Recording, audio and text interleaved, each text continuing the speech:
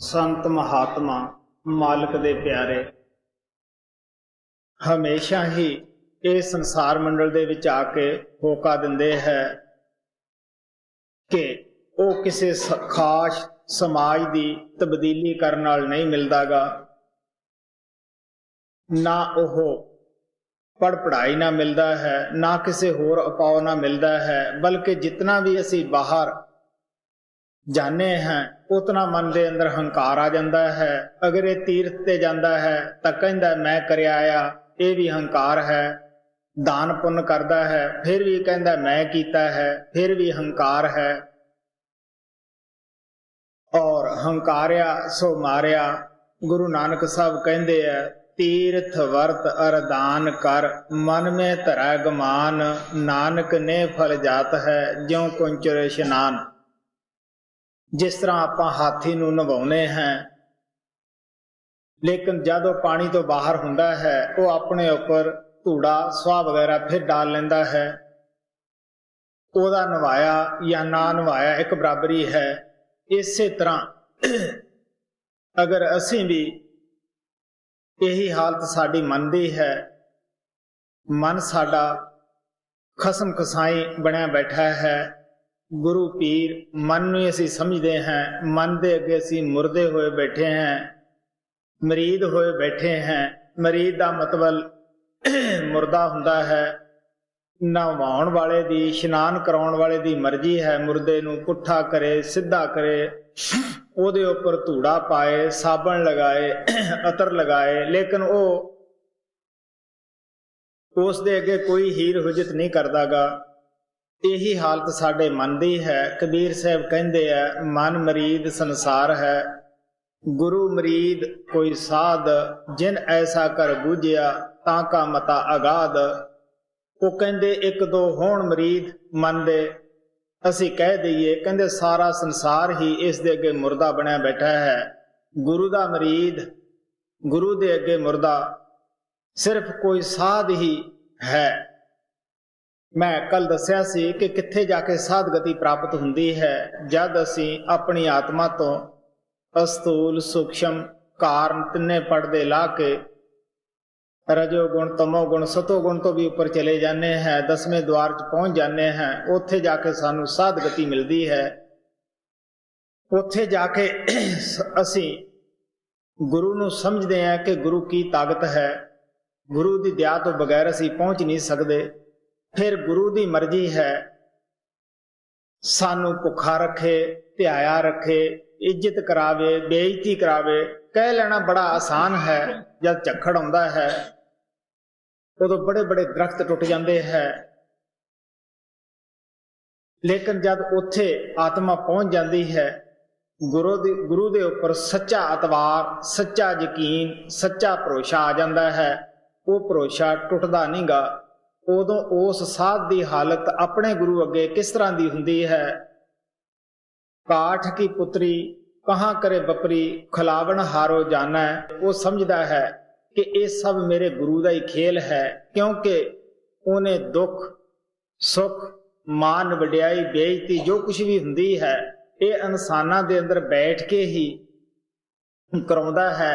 सब उहदे हुक्म विच ही हो रहा हुंदा है, क्योंकि गुरु कुल मालक हुंदा है। उहदे हुक्म बगैर पत्ते तक नहीं हिल सकदा गा।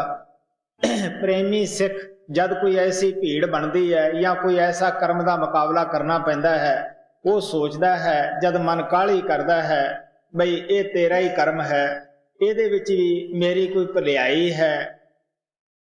गुरु वैद है, असी रोगी हाँ। इस वास्ते रोगी का कम नहीं कि डॉक्टर नूं सलाह देवे, ये तो डॉक्टर नूं पता है कि किहड़ी दवाई दे नाल ये मरीज ठीक होएगा। गुरु नूं पता है कि किस तरह ठीक होएगा, इहदा दुख च फायदा है या सुख च फायदा है। इस वास्ते आ प्यार दे नाल समझाउंदे आ गुरु दा मरीद कोई विरला ही साध है जिहड़ा कमाई करके उत्थे पहुंच गया है। नहीं तो आपां नूं पता ही है जे मामूली जा भी कांटा कोई चिभ जावे सारी रात गुरु अगे फरियादां करते हैं। अगर वो तकलीफ ना हटे असी गुरुआं तो मुख ही मोड़ जाने हाँ। इस वास्ते महात्मा प्यार दे नाल समझाउंदे आ कमाई ते जोर देण दा भाव महात्मा दा इतना ही हुंदा है कि असी जिंदे जी उस जगह पहुंच जाइए जिथे कि साडा भरोसा ना टुटे, जिथे कि साडी लगन गुरु दे नाल सच्ची लग जावे। इस वास्ते स्वामी जी महाराज कहते हैं संत महात्मा जद भी संसार ते आउंदे है वो कोई नवा समाज खड़ा करने वास्ते नहीं आउंदे, ना कोई पहला तोड़न वास्ते आउंदे है। वो सानू कोई बोले बदलाउण दी भी ट्रेनिंग नहीं दिंदे गे, वो सानू दसदे है तुसी जिस समाज दे विच रहने हो उसे दा रीति रिवाज करो, ओही बोले बोलो जो कुछ तुसी पहला बोल रहे हो, राम राम जय देवा सत श्री अकाल जो कुछ भी तुसी बोलते हो वही बोलो। आप प्यार ना समझाउंदे है, फर्क इतना ही है कि तुसी अपने मन नू जगाओ। हुण असीं कहांगे जी असीं जागदे हां, लेकिन संतां नू पता है कि असीं किस तरह जागदे हां। असीं हुण दुनिया की तरफों तो जागदे हैं, दुनिया की तरफों बिल्कुल चेतन है, लेकिन परमात्मा की तरफों असीं सुते हुए हैं। संत महात्मा सानू सुत्तियां नू जगाउण वास्ते आउंदे है। ये कोई असीं एक जन्म दे नहीं सुते, एक दफा की गल है। परम पिता कृपाल रात नू पुछण लगे मैनू क्यों बई जागदा है, क्योंकि मैं उन्हां दे पास ही पिया सी। मैं क्या सच्चे पातशाह दुनियावी तौर पर तो मैं जागदा बोलदा है, लेकिन अंदरों पता नहीं कितने जन्म सुते नूं होए है। मैं नहीं कह सकदा गा कि इहदा भाव यही है कि असी जब गुरु दे राज नूं समझ जाइए पता लगता है कि किस तरह महात्मा दा हर गल दे विच राज हुंदा है। क्योंकि असी दुनिया की तरफों हुण जागदे हैं, परमात्मा की तरफों सुते हैं। गुरु साहब कहते हैं सतगुर आए दीना जग हेला, जागो रे मेरे प्यारे जागो। आओ आके हेला मारदे है सत्संग दे जरिए। आप कहते हैं तुसी जागो, तुसी सोए पड़े हो। गुरु नानक साहब जी कहते हैं जागो जागो चलिया बनजारा। आप कहने लगे तुसी जागो, आ देखो थोड़ा साथी जिहड़ा है ये साथ छड्डी जाता है, इहनूं तुसी शमशान भूमि दे विच छड्डिया होगे। तुसी इस नूं वेख के कम से कम मौत नूं देख के तां जागो। लेकिन इत्थे आके भी असीं भुल जाने हैं। असीं सोचदे हैं मौत तां लोकां वास्ते है, साडे वास्ते तां शराबां कबाबां जै ऐशो इशर ताईं हन। कबीर साहब कहंदे है तुसी ये दिल चों ख्याल ही कढ दिओ। जद साडे साथी या साडे कोले नहीं रहिंदे गए, साडे वड वडेरे साडे पास नहीं गए, असीं भी अपनी वारी आए तो चले जाना है। फरीद साहब कहंदे है किथे तैंडे मापिया जिन्नी तू जणिया होए, तै पासों वो लद गए तू अजे ना पतीणिया होए। आप कहने लगे किथे आ भाई तेरा बाप दादा, वो तेरे वेंदिया तेरे कोलों चल गए है, तेरे दिल च अजे भी ख्याल नहीं आया, अजे भी तेनू जाग नहीं आई कि मैनू भी एक दिन ये शमशान भूमि दे विच आउणा पएगा। कबीर साहब कहते हैं ये तन कागज की पुड़िया, बूंद पड़त गल जाओगे। कहत कबीर सुनो भाई साधो एक ना बिना पछताओगे। आप कहने लगे तन एक कागज की पुड़ी की तरह ही है, कागज के उत्ते थोड़ा जा पानी पै जावे वो गल जाता है। आप कहने लगे आखिर दे वक्त पछताओगे कि नाम शब्द की कमाई ना की, तंदुरुस्ती तो कोई फायदा ना उठाया, वो वक्त असीं एवें हथ विचों कढ दिता। अगर जवान अवस्था दे विच सानू नाम मिल जाता है, सानू पूरा फायदा उठाना चाहिए, बुढ़ेपे की उड़ीक नहीं करनी चाहिए। क्योंकि बुढ़ेपे दे विच आलस दवा लैंदा है, जोड़ वगैरह दर्द करन लग जाते हैं, फिर असी उतना कामयाब नहीं होंगे जिन्ना जवानी विच ही असी हो सकते हैं। सो इस वास्ते वैसे तो अभ्यास जद भी किया जाए उदों ही चंगा है। सो कबीर साहब कहते हैं काली जिन्नी ना रावया धौली रावै कोय, कर साई सो पिरहड़ी तेरा रंग नवेला होए। काली वाली साहब सदा है जे को चित करे। आप कहने लगे जवानी दे विच जरा साडी सेहत ठीक हुंदी है, कई घंटिया तक असी बैठ सकते हैं, ख्याल ज़्यादा दुनिया च फैलिया नहीं हुंदागा।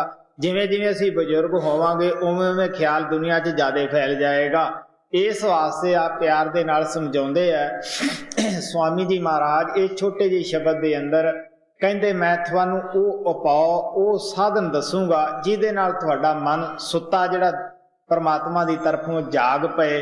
उन्हां साधना का भी जिक्र करते हैं ਜਿਹੜੇ ਅਸੀਂ आम तौर के उत्ते लोग मन नूं जगाउण वास्ते करते हैं, लेकिन स्वामी जी महाराज कहते हैं जिन्ने भी असी बाहर मुखी कर्मकांड करते हाँ ये सारे होर साडा मन सौ जाता है। क्यों सौ जाता है? मैं दस्या सीगा ਅਸੀਂ अगर कोई कर्मकांड करते हाँ, जप तप करते हैं, पूजा पाठ करते हैं, पुण्यदान करते हैं, जिन्ना चिकर ਅਸੀਂ अपनी जपजी लोकां नूं ना सुना दईए या लोकां नूं ਉਹ ना दस दईए, ਅਸੀਂ कदे भी तृप्त नहीं हुंदे, शांत नहीं हुंदे गे। ਅਸੀਂ ਤਾਂ ਅਖਬਾਰਾਂ ਦੇ ਵਿੱਚ ਕੱਢਣ ਤੱਕ ਜਾਂਦੇ ਆ ਕਿ ਜੀ ਅਸੀਂ ਇਤਨਾ ਕੁਝ ਕੀਤਾ ਹੈ। ਅਗਰ ਭੁੱਲ ਭੁਲੇਖੇ ਅਸੀਂ ਦਾਨ ਥੋੜਾ ਬਹੁਤਾ ਕਿਸੇ ਮੰਦਿਰ ਗੁਰਦੁਆਰੇ ਦੇ ਵਿੱਚ ਕਰ ਦਈਏ ਤਾਂ ਉੱਥੇ ਅਸੀਂ ਆਪਦੇ ਨਾਂ ਦਾ ਪੱਥਰ ਲਵਾ ਦਿੰਦੇ ਹਾਂ। ਅਸੀਂ ਸੋਚਦੇ ਹਾਂ ਕਿ ਸਾਡੀ ਆਉਣ ਵਾਲੀ ਔਲਾਦ ਦੇਖੇ ਕਿ ਸਾਡਾ ਬਜ਼ੁਰਗ ਕਿਤਨਾ ਕੁ ਦਾਨੀ ਸੀਗਾ। ਆਪ ਤਾਂ ਹੰਕਾਰ ਕਰਨਾ ਸੀ, ਗਾਹਾਂ ਔਲਾਦ ਨੂੰ ਵੀ ਹੰਕਾਰ ਦੇ ਵਿੱਚ ਫਸਾ ਦਿੰਦੇ ਹਾਂ। ਇਸ ਵਾਸਤੇ ਸਵਾਮੀ ਜੀ ਮਹਾਰਾਜ ਕਹਿੰਦੇ ਉਹ ਤਾਂ ਅਸੀਂ ਜ਼ਿਆਦੇ ਮਨ ਨੂੰ ਜਗਾਉਣ ਦੀ ਬਜਾਏ ਹੋਰ ਵੀ ਮਨ ਨੂੰ ਮੋਟਾ ਕਰ ਦਿੰਦੇ ਹਾਂ, ਮਨ ਦੇ ਉੱਤੇ ਹੰਕਾਰ ਦਾ ਪਰਦਾ ਇੱਕ ਹੋਰ ਚੜਾ ਦਿੰਦੇ ਹਾਂ। ਇਸ ਵਾਸਤੇ ਸਵਾਮੀ ਜੀ ਮਹਾਰਾਜ ਉਹਨਾਂ ਕਰਮਾਂ ਦਾ ਪਹਿਲਾਂ ਜ਼ਿਕਰ ਕਰਦੇ ਹੈ ਜਿਹੜੇ ਅਸੀਂ ਆਮ ਤੌਰ ਦੇ ਉੱਤੇ ਲੋਕ ਕਰਦੇ ਹਾਂ ਜੀ। ਸੋਤਾ ਮਨੇ ਕਸ ਜਾਗੇ ਪਾਈ, ਸੋ ਪਾਉ ਮੈਂ ਕਰੂੰ ਬਖਾਨ, तीर्थ करे भारत भी राखे, विद्या पढ़ के हुए सुजान। ਹੁਣ ਅਸੀਂ ਕੀ ਉਪਾਅ ਕਰਦੇ ਹਾਂ? ਜਦ ਦਿਲ ਦੇ ਵਿੱਚ ਭਗਤੀ ਭਾਵ ਦਾ ਸ਼ੌਕ ਉੱਠਦਾ ਹੈ, ਥੋੜੇ ਬਹੁਤੇ ਪੈਸੇ ਪੱਲੇ ਹੋ ਜਾਂਦੇ ਆ, ਫਿਰ ਅਸੀਂ ਤੀਰਥਾਂ ਤੇ ਜਾਂਦੇ ਹਾਂ। ਦਿਲ ਦੇ ਵਿੱਚ ਖਿਆਲ ਆਉਂਦਾ ਹੈ ਕਿ ਉਸ ਤੀਰਥ ਦੇ ਉੱਤੇ ਜੇ ਜਾ ਕੇ ਨਹਾਈਏ, ਉਹ ਤੀਰਥ ਦੀ ਬੜੀ ਮਹਿਮਾ ਹੈ, ਸਾਡੇ ਪਾਪ ਲੈ ਸਕਦੇ ਆ, ਮਨ ਜਾਗ ਪਏਗਾ।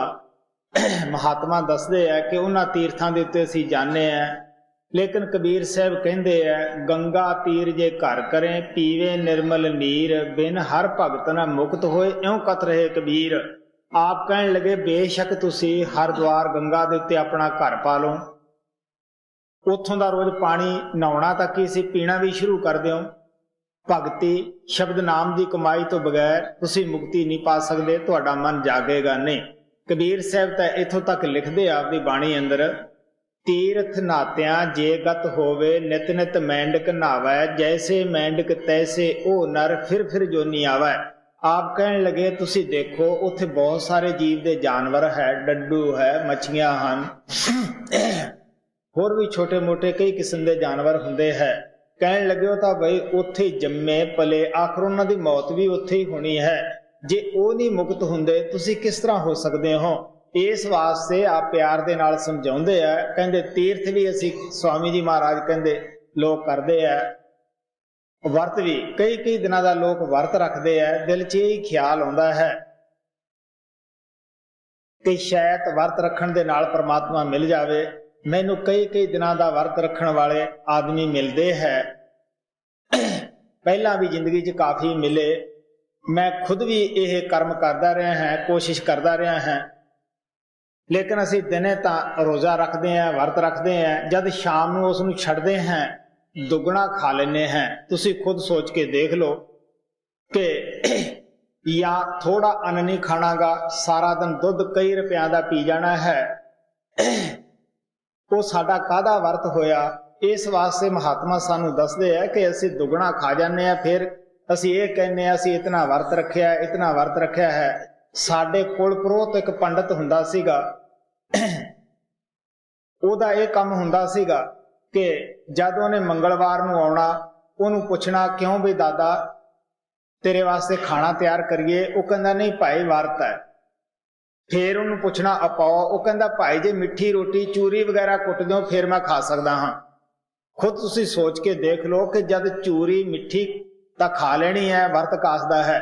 ਤਾਂ ਸਵਾਮੀ ਜੀ ਮਹਾਰਾਜ ਕਹਿੰਦੇ ਹੈ ਕਿ ਇਹ ਲੋਕ ਮਨ ਨੂੰ ਜਗਾਉਣ ਵਾਸਤੇ ਵਰਤ ਰੱਖਦੇ ਆ, ਲੇਕਿਨ ਮਨ ਹੋਰ ਮੋਟਾ ਹੋ ਜਾਂਦਾ ਹੈ। ਇਸ ਵਾਸਤੇ ਆਪ ਕਹਿੰਦੇ ਤੀਰਥ ਕਰੇ ਵਰਤ ਵੀ ਰਾਖੇ, ਵਿਦਿਆ ਪੜ੍ਹ ਕੇ ਹੋਏ ਸੁਜਾਨ।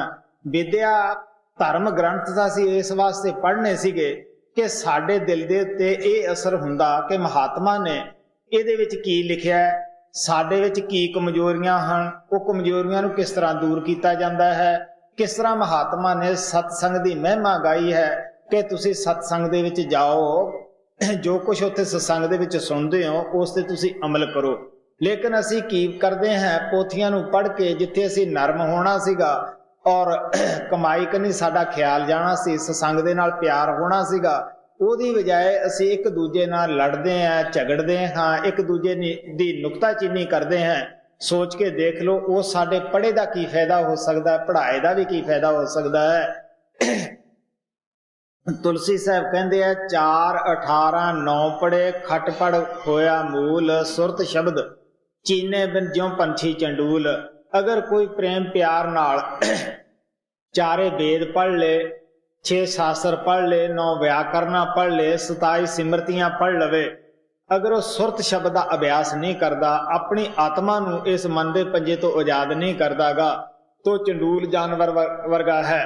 ਚੰਡੂਲ ਜਾਨਵਰ, ਚਿੜੀਆ ਉਸ ਨੂੰ ਕਹਿੰਦੇ ਆ ਜਿਹੜੀ ਹਰ ਜਾਨਵਰ ਦੀ ਬੋਲੀ ਦੀ ਨਕਲ ਉਤਾਰ ਲੈਂਦਾ ਹੈ।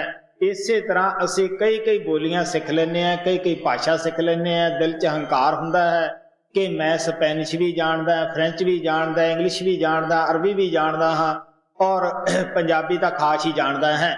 ਸਾਨੂੰ ਬੋਲੀਆਂ ਦਾ ਮਾਣ ਹੋ ਜਾਂਦਾ ਹੈ, ਪੜ੍ਹਾਈ ਦਾ ਮਾਣ ਹੋ ਜਾਂਦਾ ਹੈ, ਅਸੀਂ ਅਣਭਿੱਜ ਪੱਥਰ ਬਣ ਜਾਂਦੇ ਹਾਂ। ਕਬੀਰ ਸਾਹਿਬ ਕਹਿੰਦੇ ਹੈ ਕਿ ਅੱਧੀ ਸ਼ਾਖ ਕੋਟ ਗ੍ਰੰਥ ਕਰ ਜਾਣ, ਨਾਮ ਸੱਚ ਹੈ ਸੁਰਤ ਸ਼ਬਦ ਪਹਿਚਾਨ। ਆਪ ਕਹਿਣ ਲੱਗੇ ਤੂੰ ਇੱਕ ਕੜੀ ਨੂੰ ਕਰੋੜਾਂ ਗ੍ਰੰਥਾਂ 'ਚ ਨਹੀਂ ਸਮਝ, ਅਗਰ ਸੁਰਤ ਸ਼ਬਦ ਦਾ ਅਭਿਆਸ ਕਰਦੇ ਹੋ ਤਾਂ, ਕਿਉਂਕਿ ਨਾਮ ਸਤ ਹੈ। ਸੁਰਤ ਸ਼ਬਦ ਦੇ ਨਾਲ ਹੀ ਅਸੀਂ ਲਾ ਕੇ ਇਹ ਭਵਸਾਗਰ ਤੋਂ ਪਾਰ ਹੋ ਸਕਦੇ ਹਾਂ। ਸੋ ਇਸ ਵਾਸਤੇ ਸੰਤ ਮਹਾਤਮਾ ਪੜ੍ਹਨ ਨੂੰ ਬੁਰਾ ਨਹੀਂ ਕਹਿੰਦੇਗੇ। ਆਪਾਂ ਹੁਣ ਪੜ੍ਹ ਹੀ ਰਹੇ ਹਾਂ, ਲੇਕਿਨ ਸੋਚ ਕੇ ਪੜ੍ਹਨਾ, ਵਿਚਾਰ ਕੇ ਪੜ੍ਹਨਾ ਹੈ, ਕਿਉਂਕਿ ਸਾਡੇ ਪਿਤਾ ਜੀ ਕਾਫੀ ਅਖੰਡ ਪਾਠਾਂ ਦੇ ਪ੍ਰੇਮੀ ਸਨ। ਉਹ ਹਰ ਸਾਲ ਅਖੰਡ ਪਾਠ ਕਰਾਉਂਦੇ ਸੀ। ਮੈਂ ਉਹਨਾਂ ਦੀ ਗਿਣਤੀ ਦੱਸਦਾ ਹੁੰਦਾ ਕਿ ਉਹਨਾਂ ਨੇ 70 ਅਖੰਡ ਪਾਠ ਆਪਣੀ ਜ਼ਿੰਦਗੀ ਦੇ ਵਿੱਚ ਕਰਾਏ। ਜਦ ਮੈਂ ਪਰਮ ਪਿਤਾ ਕਿਰਪਾਲ ਨੂੰ ਪੁੱਛਿਆ ਕਿ ਉਹਨਾਂ ਨੂੰ ਕੋਈ ਉਸ ਦਾ ਫਲ ਮਿਲੇਗਾ, ਕਿ ਇਹਦਾ ਕੋਈ ਫਾਇਦਾ ਹੈ, ਮਹਾਰਾਜ ਜੀ ਕਹਿਣ ਲੱਗੇ ਹਾਂ, ਅਗਰ ਤਾਂ ਜਿਸ ਤਰ੍ਹਾਂ ਬਾਣੀ ਕਹਿੰਦੀ ਹੈ ਉਸ ਤਰ੍ਹਾਂ ਕਰ ਲਵੇ ਬੰਦਾ ਤਾਂ ਸਾਰੀ ਜ਼ਿੰਦਗੀ ਸੁਖਲ ਹੋ ਜਾਂਦੀ ਹੈ, ਭਾਵੇਂ ਤੁਸੀਂ ਇੱਕ ਸ਼ਬਦ ਦੇ ਉੱਤੇ ਅਮਲ ਕਰ ਲਓ। ਅਗਰ ਬਾਣੀ ਤੁਹਾਨੂੰ ਇਸ ਤਰਫ ਦੱਸਦੀ ਹੈ ਜਾਣਾ, ਤੁਸੀਂ ਇਧਰਲੀ ਤਰਫ ਜਾਂਦੇ ਹੋ, ਤਾਂ ਤੁਹਾਡਾ ਕੋਈ ਵੀ ਫਾਇਦਾ ਨਹੀਂਗਾ। ਇਸ ਵਾਸਤੇ ਜੋ ਬਾਣੀਆਂ ਸਾਨੂੰ ਕਮਜ਼ੋਰੀਆਂ ਦੱਸਦੀਆਂ, ਉਹ ਕਮਜ਼ੋਰੀਆਂ ਨੂੰ ਅਸੀਂ ਦੂਰ ਕਰਨਾ ਹੈ। ਸੰਤਾਂ ਮਹਾਤਮਾ ਦੀਆਂ ਬਾਣੀਆਂ ਦੇ ਅੰਦਰ ਕੀ ਲਿਖਿਆ ਹੈ? ਸ਼ਬਦ ਨਾਮ ਦੀ ਮਹਿਮਾ ਲਿਖੀ ਹੈ, ਸਤਸੰਗ ਦੇ ਫਾਇਦੇ ਲਿਖੇ ਹੈ, ਨਾਮ ਨੂੰ ਹਾਸਲ ਕਰਨ ਦੇ ਫਾਇਦੇ ਲਿਖੇ ਹੈ। ਲੇਕਿਨ ਅਸੀਂ ਸਤਸੰਗ ਦੇ ਵਿੱਚ ਆ ਕੇ ਵੀ ਕਿਸ ਤਰ੍ਹਾਂ ਅਸੀਂ ਫਿਰ ਮਨ ਦੇ ਸ਼ਿਕਾਰ ਹੋ ਜਾਂਦੇ ਹਾਂ, ਪੜ੍ਹਾਈਆਂ ਚੁੱਲ ਜਾਂਦੇ ਹਾਂ। ਇਸ ਵਾਸਤੇ ਮਹਾਤਮਾ ਸਾਨੂੰ ਪਿਆਰ ਦੇ ਨਾਲ ਸਵਾਮੀ ਜੀ ਮਹਾਰਾਜ ਕਹਿੰਦੇ ਆ ਕਿ ਵਿਦਿਆ ਪੜ੍ਹ ਕੇ ਹੋਏ ਸਜਾਨ। ਅਸੀਂ ਵਿਦਿਆ ਪੜ੍ਹ ਕੇ ਇਤਨੇ ਕੱਟੜ ਹੋ ਗਏ ਹਾਂ, ਇੱਕ ਦੂਸਰੇ ਨੂੰ ਅਸੀਂ ਆਪਣੀ ਅਕਲ ਦੇ ਮੁਤਾਬਕ ਹੀ ਨਹੀਂ ਸਮਝਦੇਗੇ। ਅਸੀਂ ਸੋਚਦੇ ਹਾਂ ਕਿ ਕਿਸ ਤਰ੍ਹਾਂ ਮੈਂ ਇਹਦੂ ਅੱਛਾ ਬੋਲ ਸਕਦਾ ਹੈ, ਇਹਦੂ ਮੈਂ ਜ਼ਿਆਦਾ ਪੜ੍ਹਿਆ ਹਾਂ, ਮੈਂ ਅਗਰ ਸਤਸੰਗ ਕਰਾਂ ਤੇ ਇਹਦੂ ਜ਼ਿਆਦਾ ਵੀ ਬੋਲ ਸਕਦਾ ਹਾਂ। ਮਹਾਤਮਾ ਸਾਨੂੰ ਪਿਆਰ ਦੇ ਨਾਲ ਸਮਝਾਉਂਦੇ ਹੈ, ਬੜੇ ਸੋਚ ਵਿਚਾਰ ਦੀ ਗੱਲ ਹੈ। ਅਗਰ ਆਪਾਂ ਕੋਈ ਕਾਰਤੂਸ ਵਗੈਰਾ ਹੈ, ਆਪਾਂ ਹੱਥ ਨਾਲ ਉਸ ਨੂੰ ਚਲਾ ਕੇ ਮਾਰੀਏ, ਉਹ ਕਦੇ ਵੀ ਉਤਨੀ ਮਾਰ ਨਹੀਂ ਕਰਦਾ ਜਿਤਨਾ ਉਸ ਨੂੰ ਬੰਦੂਕ ਦੀ ਨਾਲੀ ਦੇ ਵਿੱਚ ਪਾ ਕੇ ਛੱਡੀਏ ਤੇ ਉਹ ਮਾਰ ਕਰ ਜਾਂਦਾ ਹੈ। ਸੰਤਾਂ ਮਹਾਤਮਾ ਦਾ ਕਮਾਇਆ ਹੋਇਆ ਬਚਨ ਹੁੰਦਾ ਹੈ, ਜਦ ਉਹਨਾਂ ਦੀ ਜ਼ੁਬਾਨ ਤੇ ਚੜ੍ਹਦਾ ਹੈ ਉਹ ਅੱਗੇ ਮਾਰ ਕਰ ਜਾਂਦਾ ਹੈ।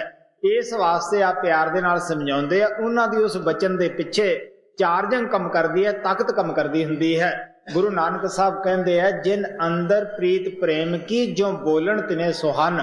ਆਪ ਕਹਿਣ ਲੱਗੇ ਜਿਨ੍ਹਾਂ ਦੇ ਅੰਦਰ ਪਿਆਰ ਹੈ, ਜਿਨ੍ਹਾਂ ਦੇ ਅੰਦਰ ਪ੍ਰਮਾਤਮਾ ਦੇ ਵਾਸਤੇ ਤੜਫ ਹੈ, ਜਿਨ੍ਹਾਂ ਦੇ ਅੰਦਰ ਪਰਿਪੂਰਨ ਪ੍ਰਮਾਤਮਾ ਆਪਣੀ ਕਿਰਨ ਪ੍ਰਗਟ ਕਰ ਦਿੰਦਾ ਹੈ, ਕਹਿਣ ਲੱਗੇ ਉਹ ਉਹਨਾਂ ਦੇ ਪ੍ਰੇਮੀਆਂ ਨੂੰ ਜਿਵੇਂ ਵੀ ਬੋਲਣ ਉਵੇਂ ਹੀ ਅੱਛੇ ਲੱਗਦੇ ਹੈ। ਮੈਂ ਤਾਂ ਇਹ ਕਹੂੰਗਾ, ਮੇਰੇ ਪਾਸ ਸੰਸਾਰ ਦੇ ਆਦਮੀ ਆਉਂਦੇ ਹੈ, ਕਈ ਪ੍ਰੇਮੀ ਵਕਤ ਮੰਗਦੇ ਹੈ ਕਿ ਜੀ ਤੁਸੀਂ ਬੋਲੋ ਨਾ, ਸਾਨੂੰ 5 ਮਿੰਟ ਹੀ ਬੈਠ ਕੇ ਤੁਹਾਡੇ ਅੱਗੇ ਝਾਕ ਲੈਣ ਦਿਓ। ਹੁਣ ਤੁਸੀਂ ਸੋਚ ਕੇ ਦੇਖ ਲਓ ਉਹ ਕਿਹੜਾ ਗ੍ਰੰਥ ਹੈ ਜਿਹੜਾ ਉਹ ਪੜ੍ਹਦੇ ਆ ਉਸ ਵੇਲੇ। ਕੀ ਹੈ? ਅੱਖ ਨੂੰ ਦਿੰਦੀ ਹੁੰਦੀ ਹੈ। ਇਸ ਵਾਸਤੇ ਮੈਂ ਦੱਸਿਆ ਸੀ ਕੱਲ ਕਿ ਅੱਖਾਂ ਨਾਲ ਲਗਾ ਕੇ ਸੰਤ ਅੱਖਾਂ ਰਸ ਖਿੱਚਦੇ ਵਾਂਗ ਕੁਲਾੜੀਆਂ ਦੇ, ਜਿਸ ਤਰ੍ਹਾਂ ਵੇਲਣੇ ਦੇ ਵਿੱਚੋਂ ਗੰਨੇ ਦੇ ਰਸ ਨਹੀਂ ਛੱਡਦੇਗੇ, ਇਸੇ ਤਰ੍ਹਾਂ ਸੰਤ ਮਹਾਤਮਾ ਜਿਹੜੇ ਸਾਡੇ ਐਬ ਹੁੰਦੇ ਆ, ਅੱਖ ਨਾਲ ਅੱਖ ਮਿਲਾ ਕੇ ਉਹਨਾਂ ਨੂੰ ਬਾਹਰ ਕੱਢ ਦਿੰਦੇ ਆ, ਆਪਣੀ ਸ਼ਕਤੀ ਨਾਮ ਦੀ ਉਹਦੇ ਅੰਦਰ ਭਰ ਦਿੰਦੇ ਹੈ। ਇਹ ਉਹਨਾਂ ਦੇ ਵਿੱਚ ਗੁਣ ਹੁੰਦਾ ਹੈ। ਇਸ ਵਾਸਤੇ ਉਹਨਾਂ ਦੇ ਜਿਹੜੇ ਪ੍ਰੇਮੀ ਹੈ ਉਹ ਵਕਤ ਮੰਗਦੇ ਆ ਕਿ ਜੀ ਤੁਸੀਂ ਨਾ ਬੋਲੋ, ਸਾਨੂੰ 5 ਮਿੰਟ ਹੀ ਅੱਗੇ ਝਾਕ ਲੈਣ ਦਿਓ। ਇਹਦਾ ਭਾਵ ਇਹ ਹੈ ਕਿ ਪ੍ਰੇਮੀਆਂ ਨੂੰ ਸਮਝ ਆ ਜਾਂਦੀ ਹੈ, ਜਿਨ੍ਹਾਂ ਨੂੰ ਉਹਨਾਂ ਨੂੰ ਪਤਾ ਹੁੰਦਾ ਹੈ। ਇਸ ਵਾਸਤੇ ਆ ਪਿਆਰ ਦੇ ਨਾਲ ਸਮਝਾਉਂਦੇ। ਕਿੰਨਾਂ ਦੀ ਹਾਲਤ ਹੁੰਦੀ ਹੈ? ਜਿਹੜੇ ਕਮਾਈ ਕਰਦੇ ਹੈ।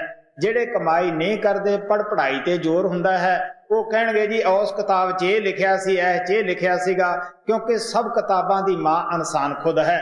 ਸਭ ਕਿਤਾਬਾਂ ਜਿੰਨੇ ਗ੍ਰੰਥ ਹੈ ਇਨਸਾਨ ਦੇ ਵਿੱਚੋਂ ਨਿਕਲੀਆਂ ਹੈ, ਇਨਸਾਨ ਨੇ ਖੁਦ ਬਣਾਏ ਹੈ। ਅਗਰ ਅਸੀਂ ਇਹ 6 ਫੁੱਟ ਦੀ ਕਿਤਾਬ ਨਹੀਂ ਪੜ੍ਹੀ, ਇਹ 6 ਫੁੱਟ ਦੇ ਵਰਕੇ ਅਸੀਂ ਫਰੋਲੇ ਹੀ ਨਹੀਂ, ਅੰਦਰ ਹੀ ਨਹੀਂ ਗਏ, ਅਸੀਂ ਬਾਹਰਲੇ ਇਲਮ ਦਾ ਕੀ ਮਾਨ ਕਰਦੇ ਹਾਂ? ਇਸ ਵਾਸਤੇ ਆ ਪਿਆਰ ਦੇ ਨਾਲ ਸਮਝਾਉਂਦੇ ਆ, ਤੁਸੀਂ ਅੰਦਰ ਜਾਓ। ਕਹਿਣ ਲੱਗੇ ਫਿਰ ਤੁਹਾਨੂੰ ਪਤਾ ਲੱਗੇਗਾ ਕਿ ਕਿਸ ਤਰ੍ਹਾਂ ਮਨ ਨੂੰ ਜਗਾਉਣਾ ਹੈ। ਲੇਕਿਨ ਜਿਹੜੇ ਅਸੀਂ ਸਾਧਨਾ ਆਮ ਤੌਰ ਦੇ ਉੱਤੇ ਲੋਕ ਕਰਦੇ ਹਾਂ, ਸਵਾਮੀ ਜੀ ਮਹਾਰਾਜ ਉਹਨਾਂ ਦਾ ਜ਼ਿਕਰ ਕਰਦੇ ਹੈ ਜੀ। ਤੀਰਥ ਕਰੇ ਭਾਰਤ ਪੀ ਰਾਖੇ, ਵਿਦਿਆ ਪੜ੍ਹ ਕੇ ਹੁਏ ਸੁਜਾਨ, ਜਪ ਤਪ ਸੰਜਮ ਬਹੁ ਵਿਦ ਤਾਰੇ, ਮੌਨੀ ਹੁਏ ਨਿਦਾਨ। ਹੁਣ ਆਪ ਪਿਆਰ ਦੇ ਨਾਲ ਸਮਝਾਉਂਦੇ ਆ, ਜਪ ਉਸ ਚੀਜ਼ ਨੂੰ ਕਿਹਾ ਹੈ ਜਿਸ ਨੂੰ ਅਸੀਂ ਵਾਰ-ਵਾਰ ਅਧਿਆਈ ਜਾਂਦੇ ਹਾਂ, ਰਿਪੀਟ ਕਰੀ ਜਾਂਦੇ ਹਾਂ। ਆਪ ਕਹਿਣ ਲੱਗੇ ਮੈਂ ਦੱਸਦਾ ਹੁੰਦਾ ਸੀਗਾ ਕਿ ਮੇਰਾ 8 ਘੰਟਿਆਂ ਦਾ ਜਪ ਹੁੰਦਾ ਸੀਗਾ।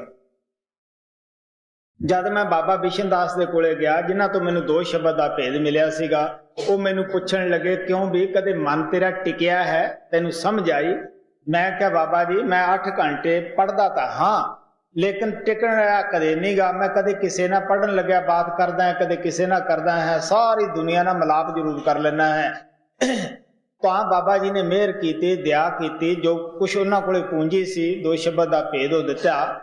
ਇਸੇ ਤਰ੍ਹਾਂ ਉਦੋਂ ਪਹਿਲਾਂ ਮੈਂ ਧੂਣੀਆਂ ਤਪਾਈਆਂ ਸੀਗੀਆਂ ਔਰ ਹੋਰ ਵੀ ਕਈ ਕਿਸਮ ਦੇ ਕਰਮ ਕੀਤੇ ਸੀਗੇ। ਜਦ ਬਾਬਾ ਬਿਸ਼ਨ ਦਾਸ ਨੂੰ ਮੈਂ ਲੈ ਕੇ ਮਹਾਰਾਜ ਸਾਵਣ ਸਿੰਘ ਦੇ ਚਰਨਾਂ ਵਿੱਚ ਪਹੁੰਚਿਆ ਸੀਗਾ, ਉਸ ਵੇਲੇ ਬਾਬਾ ਬਿਸ਼ਨ ਦਾਸ ਨੇ ਮੇਰੇ ਕਰਮ ਕਰਿਆਂ ਦਾ ਜ਼ਿਕਰ ਕੀਤਾ ਸੀਗਾ ਕਿ ਇਸ ਨੇ ਜੀ ਕਾਫੀ ਖੋਜ ਕੀਤੀ, ਆਖਰ ਧੂਣੀਆਂ ਵਗੈਰਾ ਤਪਾ ਕੇ ਮੇਰੇ ਕੋਲ ਆਇਆ ਹੈ। ਉਦੋਂ ਬਾਬਾ ਸੋਮਨਾਥ ਨੂੰ ਮਹਾਰਾਜ ਸਾਵਣ ਸਿੰਘ ਨੇ ਸੱਦਿਆ। ਕਹਿਣ ਲੱਗੇ ਬਾਬਾ ਬਿਸ਼ਨ ਦਾਸ ਨੂੰ ਕਿ ਸਾਡੇ ਵੀ ਇੱਕ ਸੇਵਕ ਹੈ, ਸਾਡਾ ਵੀ ਇੱਕ ਸ਼ਿਸ਼ ਹੈ ਜਿਹਨੇ ਧੂਣੀਆਂ ਵਗੈਰਾ ਤਪਾਈਆਂ ਹੋਈਆਂ ਹਨ। ਬਸ ਇੰਨੀ ਕੀ ਮੁਲਾਕਾਤ ਬਾਬਾ ਸੋਮਨਾਥ ਦੇ ਨਾਲ ਹੋਈ ਸੀ। ਹੁਣ ਤੁਸੀਂ ਖੁਦ ਸੋਚ ਕੇ ਦੇਖ ਲਓ, ਸਾਰੇ ਲੋਕ ਬਾਬਾ ਸੋਮਨਾਥ ਦੀ ਈਸ਼ੀ ਦੇ ਵਾਕਫ ਹੈ।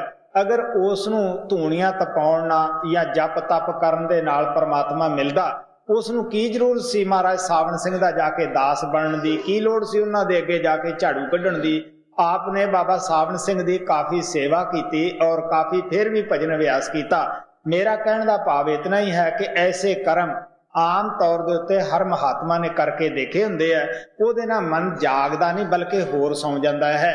ਕਿਉਂ ਸੌਂ ਜਾਂਦਾ ਹੈ? ਦਿਲ 'ਚ ਹੰਕਾਰ ਆ ਜਾਂਦਾ ਹੈ ਕਿ ਮੈਂ ਧੂਣੀਆਂ ਤਪਾਉਣਾ ਹੈ। ਮੈਂ ਧੂਣੀਆਂ ਦੇ ਮੁਤਲਕ ਕਈ ਦਫਾ ਜ਼ਿਕਰ ਕਰਦਾ ਹਾਂ। ਬਹੁਤ ਸਾਰੇ ਤੁਹਾਡੇ ਵਿੱਚੋਂ ਆਦਮੀ ਹੈ ਵੀ ਜਿਨ੍ਹਾਂ ਨੇ ਧੂਣੀਆਂ ਵਗੈਰਾ ਤਪਾਉਂਦੇ ਦੇਖੇ ਹੁੰਦੇ ਹੈ, ਕਿਉਂਕਿ ਧੂਣੀਆਂ ਵਗੈਰਾ ਆਮ ਤੌਰ ਦੇ ਉੱਤੇ ਹਿੰਦੁਸਤਾਨ ਦੇ ਵਿੱਚ ਜੂਨ ਦਾ ਮਹੀਨਾ ਬੜਾ ਸਖਤ ਹੁੰਦਾ ਹੈ। ਜੂਨ ਦੇ ਮਹੀਨੇ 'ਚ ਤਪਾਈਆਂ ਜਾਂਦੀਆਂ ਹੈ। ਜਦ ਦਿਨ ਦੇ 12 ਵੱਜ ਜਾਂਦੇ ਆ, 4 ਧੂਣੀਆਂ ਚੌਹੀਂ ਪਾਸੇ ਲਾ ਕੇ 5ਵੀਂ ਉੱਤੇ ਹੁੰਦੀ ਹੈ ਸੂਰਜ ਦੀ, ਉਦੋਂ ਕੋਈ 10,000 ਰਾਮ ਮੰਤਰ ਦਾ ਜਾਪ ਕਰਦਾ ਹੈ, ਕੋਈ ਇਸੇ ਜ਼ਿਆਦਾ ਵੀ ਕਰਦਾ, ਕੋਈ ਕਮ ਵੀ ਕਰਦਾ ਹੈ, ਭਾਵੇਂ ਉਹ ਕਿਤਨੇ ਵੀ ਘੰਟਿਆਂ 'ਚ ਕਿਉਂ ਨਾ ਹੋ ਜਾਵੇ। ਜਦ ਮੈਂ ਬਾਬਾ ਬਿਸ਼ਨ ਦਾਸ ਦੇ ਕੋਲੇ ਆਇਆ, ਇਹ ਧੂਣੀਆਂ ਤਪਾ ਕੇ ਮੈਨੂੰ ਕਹਿਣ ਲੱਗੇ ਬੇਟਾ ਅੱਗ ਤਾਂ ਪਹਿਲਾਂ ਹੀ ਅੰਦਰ ਬਹੁਤ ਮਚ ਰਹੀ ਹੈ। ਕਾਮ ਦੀ ਅੱਗ ਹੈ, ਕ੍ਰੋਧ ਦੀ ਅੱਗ ਹੈ, ਲੋਭ ਮੋਹ ਹੰਕਾਰ ਦੀ ਅੱਗ ਹੈ। ਅੱਗਾਂ ਤਾਂ ਤੇਰੇ ਅੰਦਰ 5 ਪਹਿਲਾਂ ਹੀ ਮਚੀ ਜਾਂਦੀਆਂ ਹੈ ਔਰ ਉੱਤੇ ਸੂਰਜ ਦੀ ਅੱਗ ਹੈ। ਹੋਰ ਅੱਗਾਂ ਤੂੰ ਲਾ ਕੇ ਕਿਉਂ ਬੈਠਾ ਵਿਚਾਲੇ? ਪਿੰਡਾ ਛਡਾਉਣ ਦੇ ਨਾਲ ਤਾਂ ਤੈਨੂੰ ਸ਼ਾਂਤੀ ਨਹੀਂ ਆਏਗੀ। ਇਸ ਵਾਸਤੇ ਸਵਾਮੀ ਜੀ ਮਹਾਰਾਜ ਸਾਨੂੰ ਪਿਆਰ ਨਾਲ ਸਮਝਾਉਂਦੇ ਆ ਕਿ ਮੋਨੀ ਹੋਏ ਨਿਦਾਨ। ਮੈਂ ਇੱਕ ਮੋਨੀ ਰਾਜਪੁਰੇ ਦੇ ਵਿੱਚ ਸੀ, ਮੈਂ ਆਮ ਸਤਸੰਗ ਦੇ ਵਿੱਚ ਉਸ ਦਾ ਵੀ ਜ਼ਿਕਰ ਕਰਦਾ ਹੁੰਦਾ ਹੈ। ਮੇਰੇ ਦਿਲ ਦੇ ਵਿੱਚ ਇਹ ਖਿਆਲ ਸੀ ਵੀ ਸ਼ਾਇਦ ਮੋਨੀ ਹੋਣ ਨਾਲ ਹੀ ਪ੍ਰਮਾਤਮਾ ਮਿਲ ਜਾਂਦਾ ਹੈ। ਜਦ ਮੈਂ ਉਸ ਦੇ ਪਾਸ ਗਿਆ, ਉਹਦਾ ਅੱਗੇ ਜਿਹੜਾ ਮਕਾਨ ਸੀ ਉਹ ਕਿਸੇ ਸ਼ਾਹੂਕਾਰ ਨੇ ਪਿਆਰ ਵਿੱਚ ਸੇਵਾ ਕਰਕੇ ਬਣਾਇਆ ਹੋਇਆ ਸੀਗਾ। ਮਿਸਤਰੀਆਂ ਤੋਂ ਕੋਈ ਗਲਤੀ ਹੋ ਗਈ ਉਹਦੀ ਉਹ ਕੁਟੀਆ ਬਣਾਉਣ ਦੇ ਉੱਤੇ।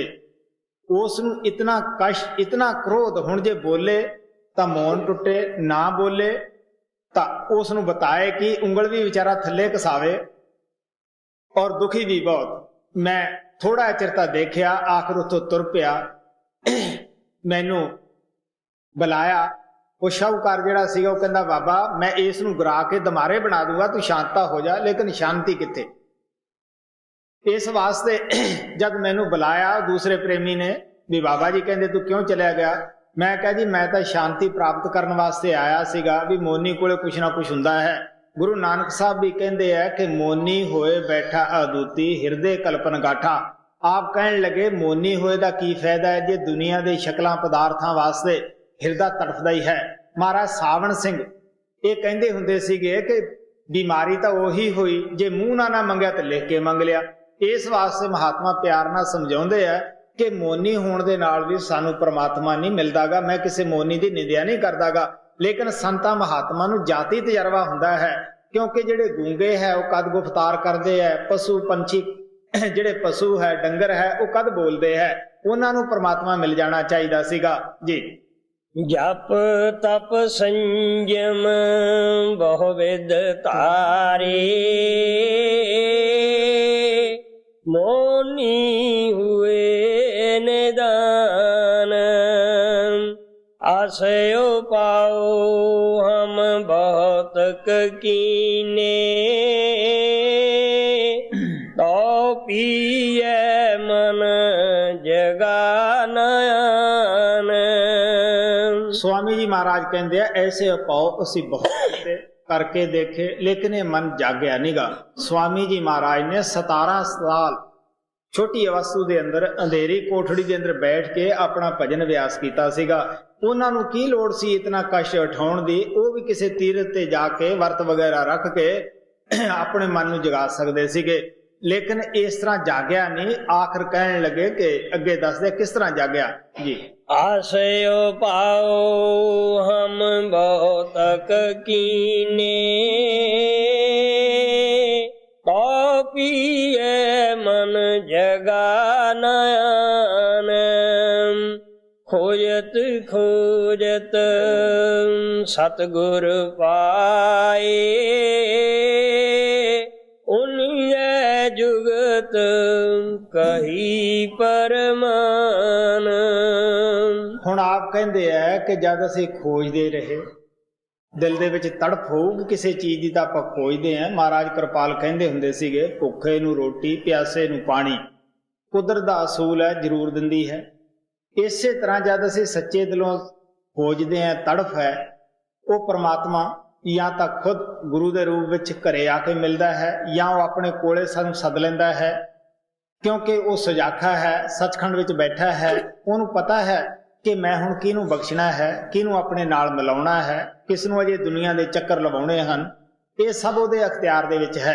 इस वास्ते आप कहंदे जद असीं खोज कीती सानू सतगुरु मिल गए। उन्होंने ये जुगत दसी कि मैं तो तेरे अंदर बैठा है, सुरत शब्द के अभ्यास नाल ही मैं तेनू मिल सकदा है। सुरत शब्द तो मतलब आत्मा दा परमात्मा नाल जोड़, आत्मा भी अंदर है, परमात्मा भी साडे अंदर है। संत महात्मा मालिक दे प्यारे सानू उस शब्द नाम दे नाल जोड़ दिंदे है। शब्द जो है वो परमात्मा दी आवाज है जी। खोजत खोजत सतगुर पाए, उन्हे जुगत कही परमान। सत्संग करो संत को सेवो, तन मन करो कुर्बान। एक जगह स्वामी जी महाराज कहते हैं साधन 3 सार उन वरने और साधन सब थोथे जान। संत सतगुरु जद आउंदे है इस संसार दे उत्ते अपने सेवकां नूं 3 साधन दसदे है, सतगुरु नाम सतसंग। इस वास्ते आप कहने लगे कि सतगुरु बगैर नाम नहीं मिलता, नाम तो बगैर मुक्ति नहीं हुंदी गी। सतसंग भजन दी वाड़ है, क्योंकि अगर असी खेती रखनी है तो वाड़ की बड़ी जरूरत है। सतसंग के अंदर महात्मा साडे अंदर नाम जपन का शौक फिरे तड़फ पैदा करते हैं।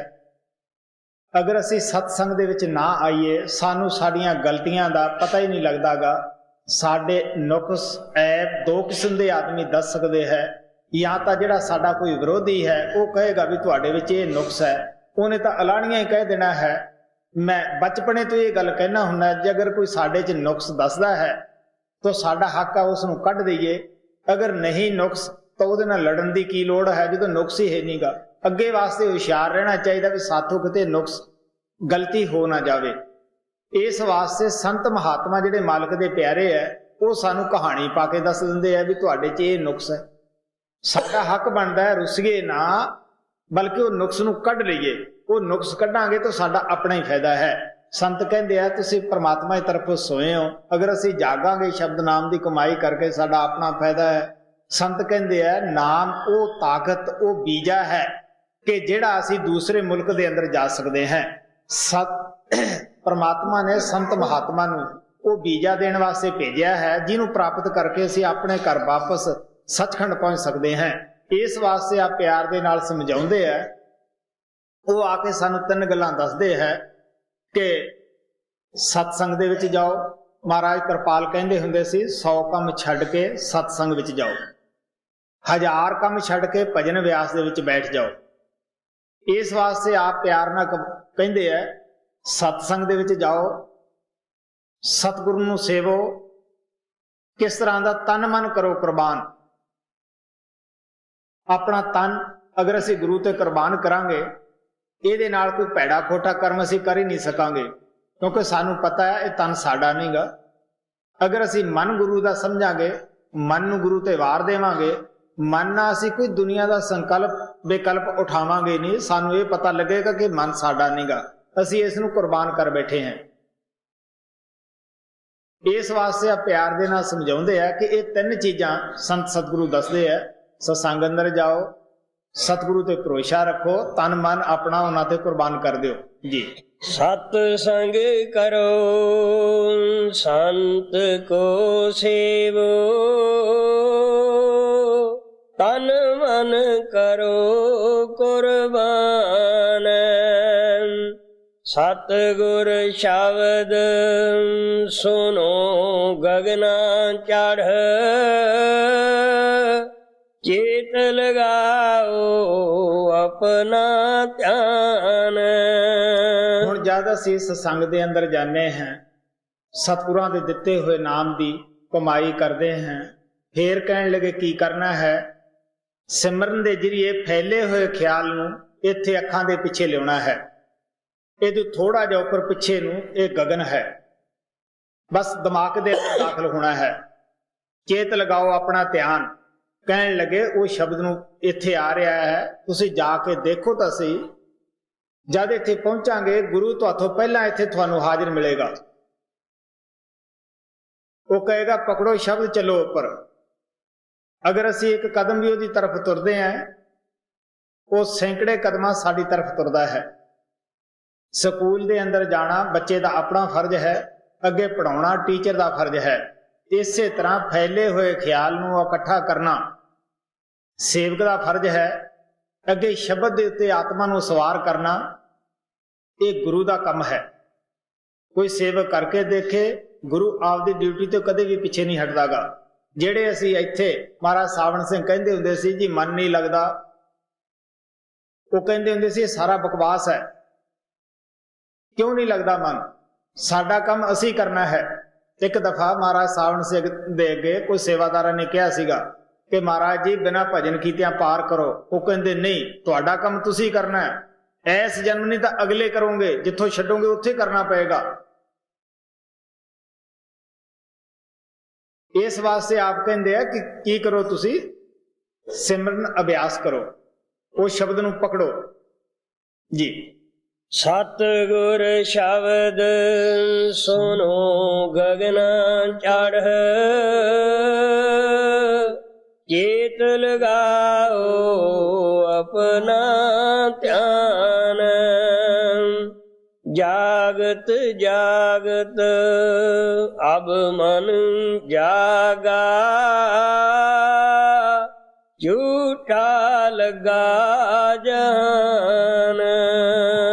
ਸਾਨੂੰ ਪਤਾ ਹੀ ਹੈ ਜਦ ਅਸੀਂ ਪਹਾੜ ਦੀ ਤਰਫ ਜਾਵਾਂਗੇ ਉਦੋਂ ਸ਼ਰਦੀ ਆਪਣੇ ਆਪ ਹੀ ਜ਼ਿਆਦਾ ਹੁੰਦੀ ਜਾਂਦੀ ਹੈ, ਧੁੱਪ ਕਮ ਹੁੰਦੀ ਜਾਂਦੀ ਹੈ। ਇਸੇ ਤਰ੍ਹਾਂ ਜਦੋਂ ਫੈਲੇ ਹੋਏ ਖਿਆਲ ਨੂੰ ਅਸੀਂ ਸਰੀਰ ਦੇ ਅੰਦਰ ਲਿਆਉਨੇ ਹੈ, ਗਿੱਟਿਆਂ ਤੱਕ ਆਉਨੇ ਹੈ, ਹੌਸਲਾ ਹੋ ਜਾਂਦਾ, ਗੋਡਿਆਂ ਤੱਕ ਆਉਨੇ ਫਿਰ ਹੌਸਲਾ ਹੁੰਦਾ ਹੈ। ਜਦ ਇੱਥੇ ਆਉਨੇ ਆ ਸਰੀਰ ਸੁੰਨ ਹੋ ਜਾਂਦਾ ਹੈ, ਉਦੋਂ ਹੌਸਲਾ ਹੋਣਾ ਸ਼ੁਰੂ ਹੋ ਜਾਂਦਾ ਹੈ। ਜਿਵੇਂ ਜਿਵੇਂ ਅਸੀਂ ਉੱਪਰ ਜਾਵਾਂਗੇ ਉਸੇ ਤਰ੍ਹਾਂ ਸਾਨੂੰ ਹੌਸਲਾ ਹੁੰਦਾ ਹੈ ਕਿ ਅਸੀਂ ਆਪਣਾ ਸਫ਼ਰ ਹੁਣ ਸਹੀ ਤੈਅ ਕਰ ਰਹੇ ਹਾਂ, ਬਸ ਬੂਹਾ ਖੁੱਲਣੇ ਵਾਲਾ ਹੀ ਹੈ। ਇਸ ਵਾਸਤੇ ਆਪ ਕਹਿੰਦੇ ਆ ਸਾਡਾ ਮਨ ਹੌਲੀ ਹੌਲੀ ਪ੍ਰਮਾਤਮਾ ਦੀ ਤਰਫੋਂ ਜਾਗਣਾ ਸ਼ੁਰੂ ਹੋ ਜਾਂਦਾ ਹੈ, ਦੁਨੀਆ ਦੀ ਤਰਫੋਂ ਸੌਣਾ ਸ਼ੁਰੂ ਹੋ ਜਾਂਦਾ ਹੈ। ਪ੍ਰੇਮੀ ਜਦ ਐਸਾ ਮੌਕਾ ਆਉਂਦਾ ਹੈ, ਜਦੋਂ ਉਹਦਾ ਸਫ਼ਰ ਠੀਕ ਚੱਲਦਾ ਹੈ, ਜਿੱਥੇ 2 ਘੰਟੇ ਅਭਿਆਸ ਪਹਿਲਾਂ ਕਰਨਾ ਔਖਾ ਹੁੰਦਾ ਹੈ, ਉਹ 6-6, 4-4, 8-8 ਘੰਟੇ ਵੀ ਉੱਠਣਾ ਉਹਨੂੰ ਔਖਾ ਹੋ ਜਾਂਦਾ ਹੈ। ਐਸੇ ਵਕਤ ਵੀ ਆ ਜਾਂਦੇ ਹੈ ਜਦ ਕਿ ਉਹ ਖਾਣੇ ਦਾਣੇ ਦੀ ਵੀ ਪ੍ਰਵਾਹ ਨਹੀਂ ਕਰਦਾ, ਕਿਸੇ ਖਾਸ ਕੰਮ ਵਾਸਤੇ ਟੱਟੀ ਵਗੈਰਾ ਵਾਸਤੇ ਬਾਹਰ ਨਿਕਲੇਗਾ, ਨਹੀਂ ਤਾਂ ਉਹ ਨਿਕਲੇਗਾ ਹੀ ਨਹੀਂ ਬਾਹਰ, ਉਹਦਾ ਦਿਲ ਹੀ ਨਹੀਂ ਕਰੇਗਾ ਬਾਹਰ ਆਉਣ ਵਾਸਤੇ ਜੀ। जागत जागत अब मन जागा, झूठा लगा जहान। मन की मदद मिली सूरत को, दोनों अपने महल समान। ਹੁਣ ਆਪ ਪਿਆਰ ਦੇ ਨਾਲ ਸਮਝਾਉਂਦੇ ਆ, ਜਿਹੜਾ ਮਨ ਅੱਗੇ ਅੰਦਰ ਨਹੀਂ ਵੜਨ ਦਿੰਦਾ ਸੀਗਾ, ਉਹੀ ਮਨ ਮਿੱਤਰ ਬਣ ਕੇ ਆਤਮਾ ਨੂੰ ਮਦਦ ਕਰਦਾ ਹੈ। ਮਨ ਆਪਣੇ ਟਿਕਾਣੇ ਬ੍ਰਹਮ ਦੇ ਵਿੱਚ ਪਹੁੰਚ ਜਾਂਦਾ ਹੈ, ਆਤਮਾ ਆਪਣੇ ਘਰ ਨੂੰ ਤੁਰ ਪੈਂਦੀ ਹੈ। ਜਿਹੜਾ ਮਨ ਦੁਸ਼ਮਣੀ ਕਰਦਾ ਸੀ ਉਹ ਮਿੱਤਰ ਬਣ ਜਾਂਦਾ ਹੈ, ਦੋਨੇ ਆਪਣੇ ਮਹਿਲ ਸਮਾਨ ਜੀ। मन की मदद मिली सूरत को, दोनों अपने महल समान। बिना शब्द यह मन नहीं जागे, करो चाहे कोई अनेक विधान। ਹੁਣ ਆਪ ਪਿਆਰ ਨਾਲ ਸਮਝਾਉਂਦੇ ਆ, ਚਾਹੇ ਤੁਸੀਂ ਅਨੇਕਾਂ ਹੋਰ ਵੀ ਉਪਾਅ ਕਰੋ, ਸ਼ਬਦ ਨਾਮ ਦੀ ਕਮਾਈ ਤੋਂ ਬਗੈਰ ਤੁਹਾਡਾ ਮਨ ਪਰਮਾਤਮਾ ਦੀ ਤਰਫੋਂ ਜਾਗੇਗਾ ਨਹੀਂ, ਉਹ ਹਮੇਸ਼ਾ ਦੁਨੀਆ ਦੀ ਤਰਫੋਂ ਜਾਗੇਗਾ। ਜਦ ਵੀ ਇਹ ਜਾਗੇਗਾ ਪਰਮਾਤਮਾ ਦੀ ਤਰਫੋਂ, ਸ਼ਬਦ ਦੇ ਨਾਲ ਜੁੜ ਕੇ ਹੀ ਜਾਗੇਗਾ ਜੀ। बिना शब्द ये मन नहीं जागे, करो चाहे कोई अनेक विधान। यही उपाय छांट कर गाया,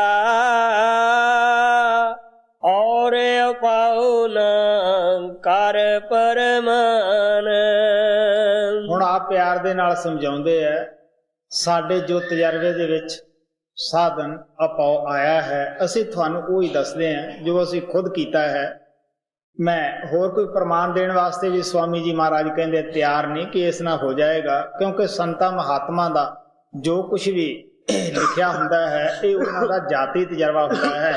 ਉਹ ਕਦੇ ਵੀ ਸੁਣੀ ਸੁਣਾਈ ਬਾਤ ਨਹੀਂ ਲਿਖਦੇ, ਜੋ ਵੇਖੀ ਹੈ ਉਹੀ ਲਿਖਦੇ ਹੁੰਦੇ ਹੈ। ਤੁਮ ਕਹਿਤਾ ਹੂੰ ਪੁਸਤਕ ਦੇਖੀ, ਹਮ ਕਹਿੰਦੇ ਹਾਂ ਆਂਖੀ ਦੇਖੀ। ਅਸੀਂ ਦੁਨੀਆਦਾਰ ਆਮ ਤੌਰ ਦੇ ਉੱਤੇ ਕੀ ਕਰਦੇ ਹਾਂ, ਗ੍ਰੰਥਾਂ ਪੁਸਤਕਾਂ ਦੇ ਹਵਾਲੇ ਦਿੰਨੇ ਹਾਂ। ਸੰਤ ਮਹਾਤਮਾ ਅੱਖੀਂ ਸੁਣੀ ਹੋਈ ਬਾਤ ਨੂੰ ਕਰਦੇ ਹੈ। ਇੱਕ ਆਦਮੀ ਹੈ ਜਿਸਨੇ ਭੂਗੋਲਿਕ ਵਿਦਿਆ ਪੜ੍ਹੀ ਹੈ, ਉਹ ਹਰ ਸ਼ਹਿਰ, ਹਰ ਬੰਦਰਗਾਹ, ਹਰ ਮੁਲਕ ਦਾ ਤੁਹਾਨੂੰ ਨਾਂ ਦੱਸੇਗਾ। ਨਕਸ਼ਾ ਰੱਖਣ ਦੀ ਅੱਗੇ ਲੋੜ ਹੈ, ਫਟ ਉਂਗਲੀ ਰੱਖ ਦੇਵੇਗਾ।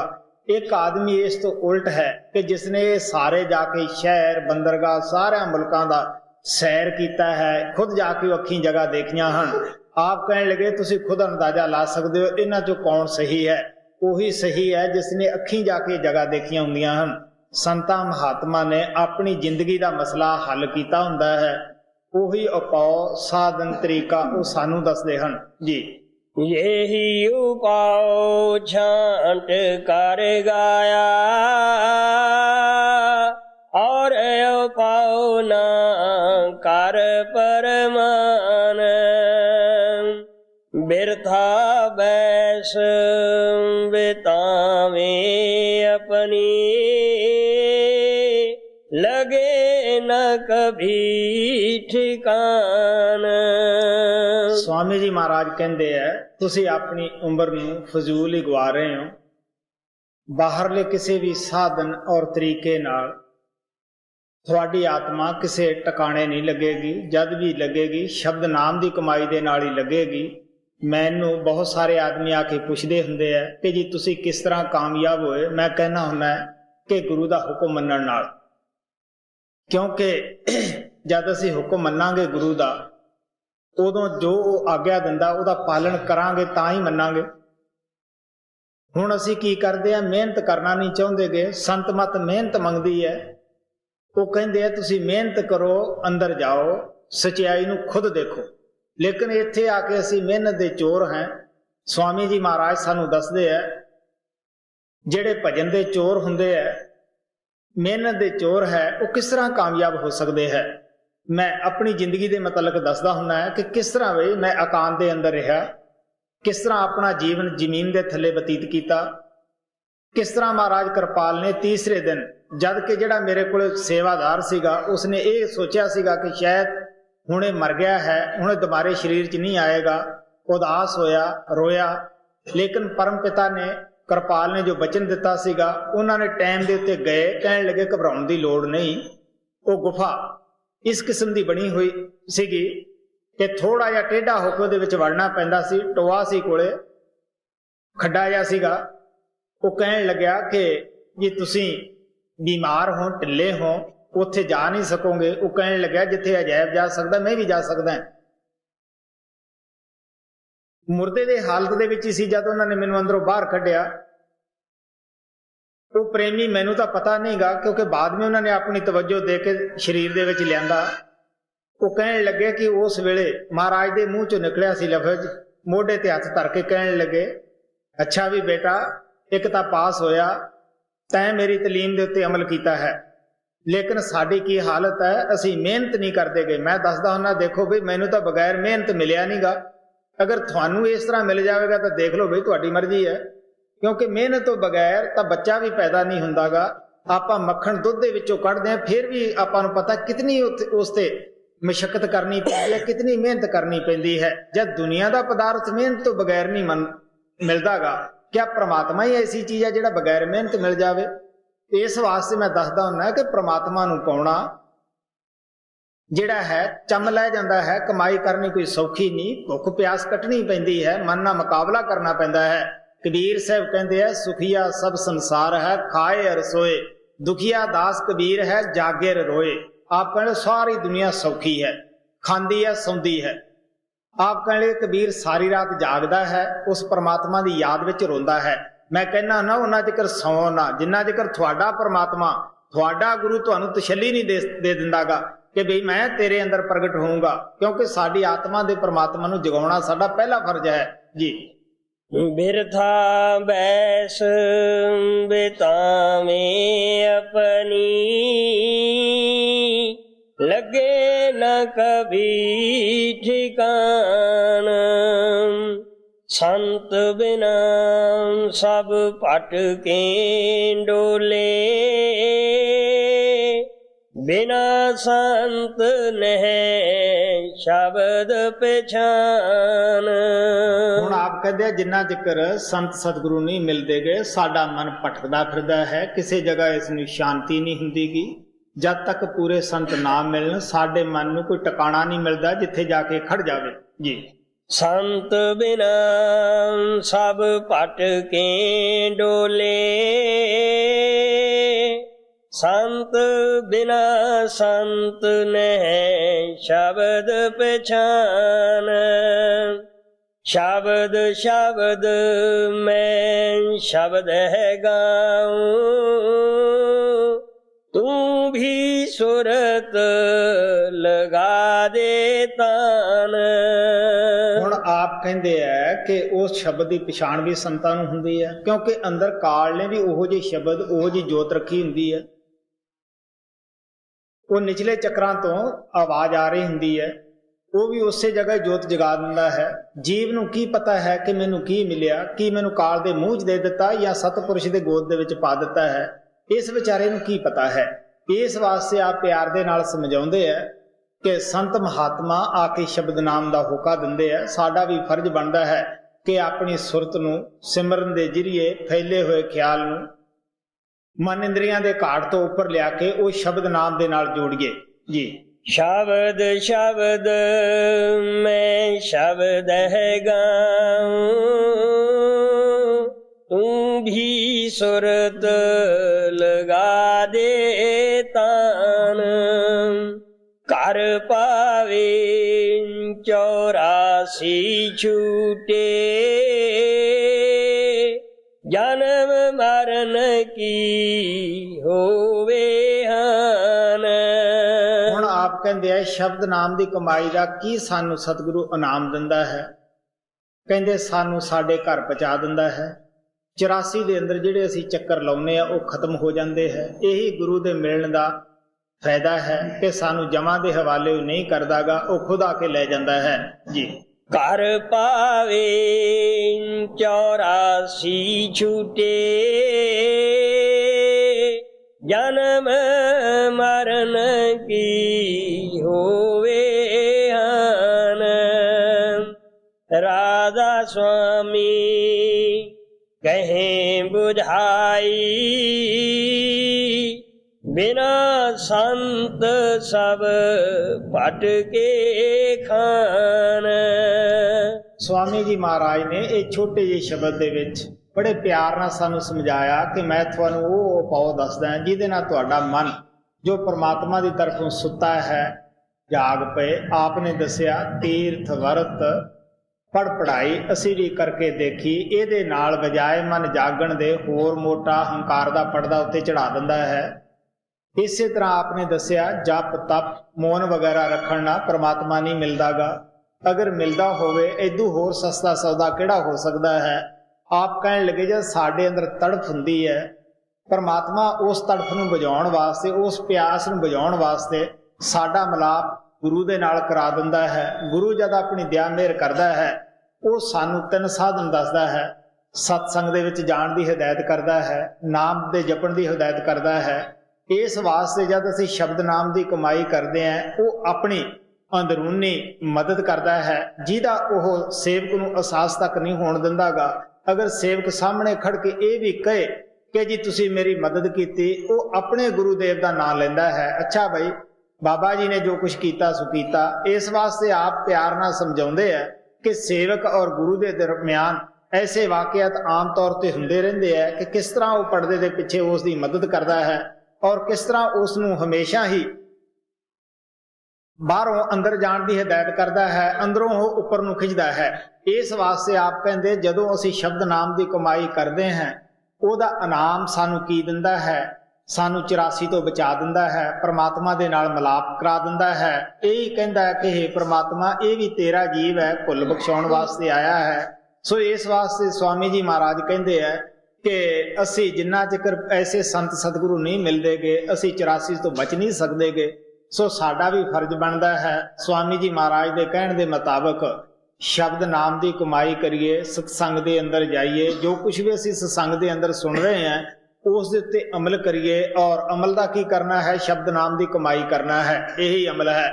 ਮਹਾਰਾਜ ਕਿਰਪਾਲ ਕਹਿੰਦੇ ਹੁੰਦੇ ਸੀਗੇ ਕਿ ਤੁਸੀਂ ਮੇਰੇ ਬਚਨਾਂ ਨਾਲੋਂ, ਤੁਸੀਂ ਮੇਰੀ ਦੇਹ ਨਾਲੋਂ ਮੇਰੇ ਬਚਨਾਂ ਦੀ ਕਦਰ ਕਰੋ, ਕਿਉਂਕਿ ਗੁਰੂ ਵੀ ਅੰਦਰ ਹੈ, ਪਰਮਾਤਮਾ ਵੀ ਅੰਦਰ ਹੈ। ਅਗਰ ਅਸੀਂ ਸੰਤ ਸਤਿਗੁਰਾਂ ਦੇ ਬਚਨਾਂ ਦੀ ਕਦਰ ਕਰਾਂਗੇ ਤਾਂ ਸਾਨੂੰ ਅੰਦਰੋਂ ਜ਼ਰੂਰ ਮਦਦ ਮਿਲਦੀ ਹੈ।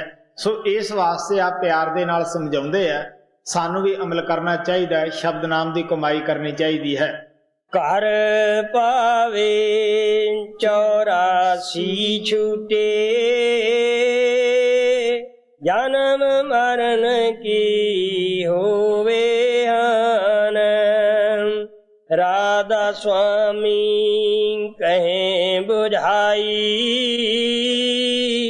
बिना संत सब पट के खान।